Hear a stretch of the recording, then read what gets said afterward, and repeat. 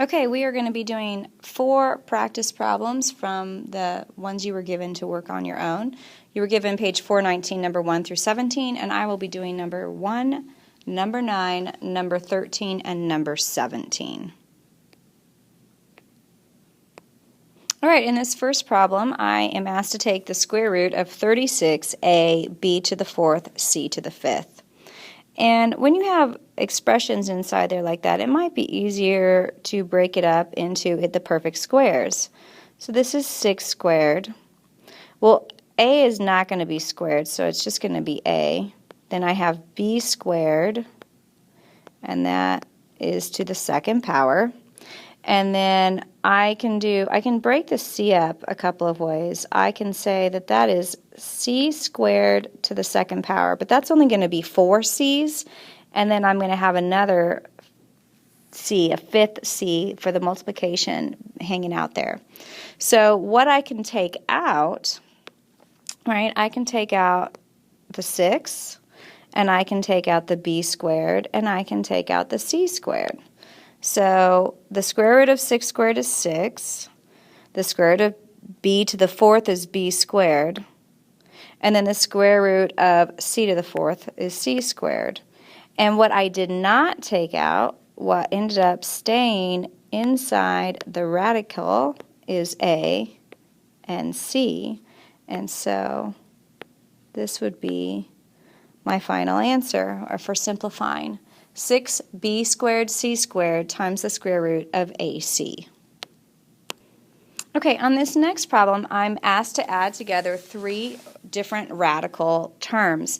Now, when you have radicals, sorry, I paused for a second. There was an overhead announcement. So when you have radicals, just like when you have variables, you have to have like radicals. And a like radical, okay, so a like radical term, just like when we have like terms with variables, like radical terms, they will have the same index and the same radicand. So when you have that situation, the same index and the same radicand, then you can add and subtract them together. Now looking at this problem, I don't have any same radicands. They're all the same index, they're all square roots, but no radicands. But I can do some simplifying, and before you add and subtract like radical terms, you need to fully simplify them. So first I'll start with the term that is 5 square root 32. Well, I want to think about the 32 here, and what is the largest perfect square that it's divisible by? And that's going to be 16, right? So that's the same as the square root of 16 times the square root of 2. So for that piece, I can say that is 5 times 4 times the square root of 2. So it's going to give me 20 root 2. All right? And then next, I'll look at the second term, which is the square root of 27. And what I want to find out here is what is the largest perfect square that goes into it. And in this case, it's 9. So that's going to be the square root of 9 times the square root of 3. Well, the square root of 9 is 3. And then the square root of 3 is going to stay the same. So that's going to be plus the square root of 3 times the square root of 3. Okay? And then I will look at my last term, and that is 2 times the square root of 75. Well, 75 with the largest square root it's divisible by would be the square root of 25. 25 is the largest perfect square times the square root of 3, because 25 times 3 is 75, so it's 2 times that. So that's going to look like 2 times 5, because the square root of 25 is 5, times the square root of 3. So that will give me plus 10 root 3. Now in this case, as I have simplified things down, the 3's are like radical terms. So to simplify this, I would have 20 square root 2 plus 13 square root 3. And that is as simplified as I can get. In problem number 13, I have 5 divided by the square root of 2 plus 3. And so I need to rationalize the denominator, and I'm going to multiply that by the conjugate. So, whoops. That means I need to multiply by the square root of 2 minus 3. Uh-oh, something just happened.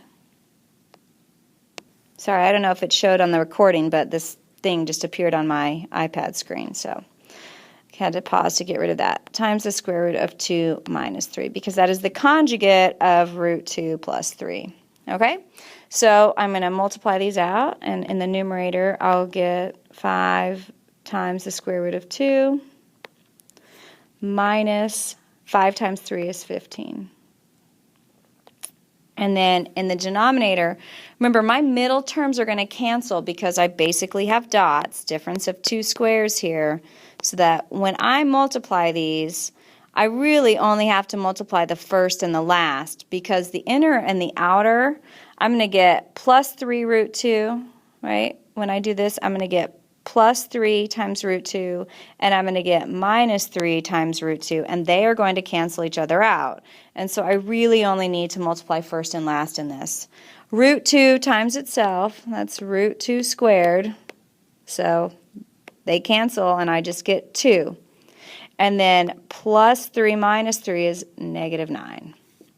So I'm going to get 5 times the square root of 2 minus 15 divided by 7. And that will be my final answer. Okay, the final sample problem I'm going to walk you through is number 17. It was a geometry problem. You were given this drawing of a triangle. A is representing the altitude. Remember, altitude in a triangle is also its height, because the altitude makes a 90-degree angle, right? So that is, and the shortest distance from a point to an opposite side is a perpendicular line. So the altitude is the height of that triangle. And you're given the base, which is 12 plus square root 3. And we are told that the area of that triangle is 189 plus 4 root 3, and it's actually, to give the units, that was square centimeters, which we could also write as centimeters squared, like that. Okay, so that's what the information we were given, and we wanted to find the altitude, so here's the altitude. So we need to know, okay, well, what's a formula that uses these things? The altitude, remember, that's the same as the height, remembering that from geometry, and we know this is the base. So our formula for an area of a triangle is area equals 1/2 times the base times the height. So we can plug in the information we have, and we're going to solve for the altitude, which in this formula is really just b.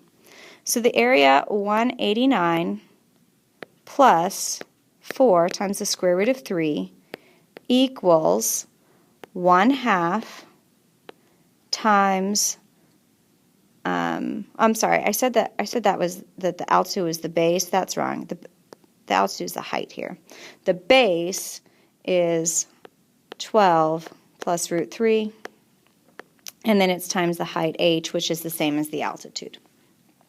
Okay, so we want to isolate the h. So what I'm going to do at this point is I'm going to multiply both sides. Everything that's happening over here is really multiplication. I'm going to multiply that by 2, and then over on the left I'm going to multiply by 2 as well.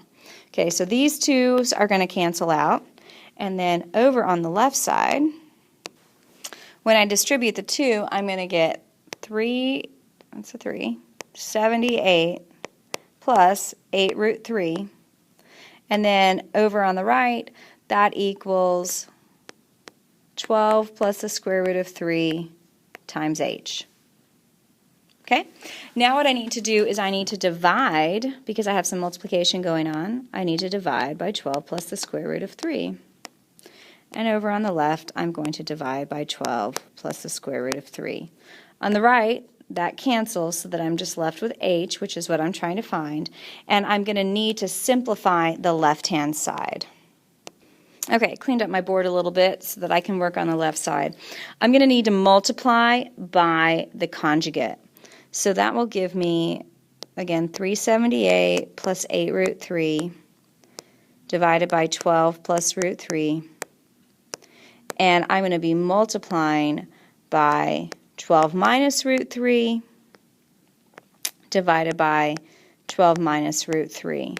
Okay, and I'm just going to work with that left-hand side real quick, and then I'll put it back equal to h. So in the numerator, I'm going to also need to FOIL.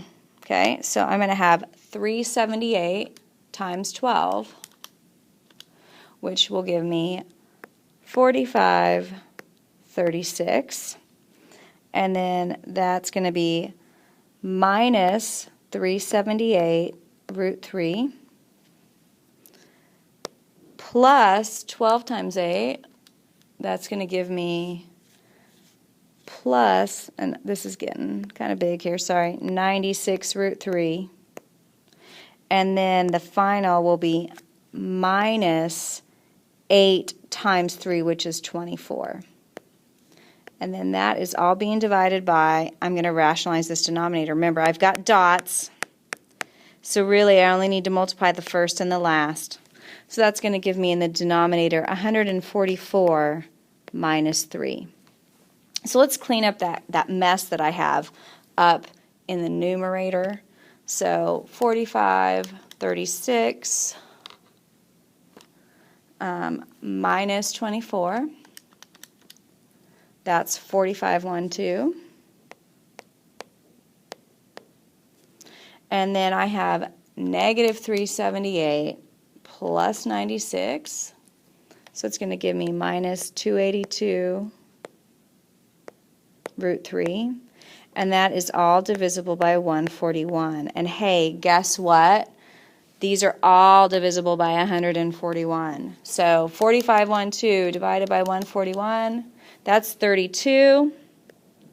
So I have 32 minus 282 divided by 141 is 2 root 3, and then my denominator just became 1. So that is going to be 32 minus 2 root 3 centimeters. That is my altitude.